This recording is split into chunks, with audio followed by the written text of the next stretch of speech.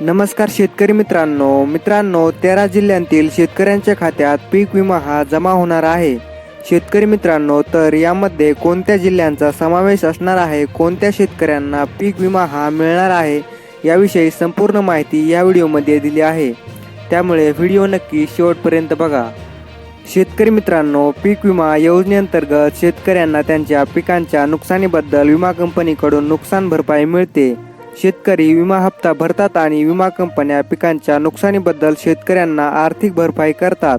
यामुळे शेतकऱ्यांची आर्थिक सुरक्षितता तसेच त्यांची उत्पादकता वाढते। महाराष्ट्र शासनाने अलीकडेच 13 जिल्ह्यांतील शेतकऱ्यांना सरसकट पीक विमा लाभ जाहीर केला आहे।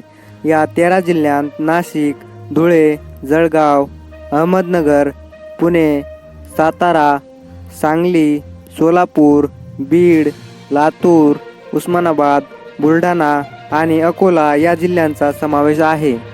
शेतकरी मित्रांनो, प्रत्येक जिल्ह्यातील अनेक गावातील शेतकरी या पीक विमा योजनेसाठी पात्र ठरले आहेत। यासाठी जिल्हानिहाय गावांच्या याद्या जाहीर करण्यात आल्या आहेत। या यादीनुसार एकूण 8,732 गावातील शेतकरी पीक विमा योजनेसाठी पात्र ठरले आहेत।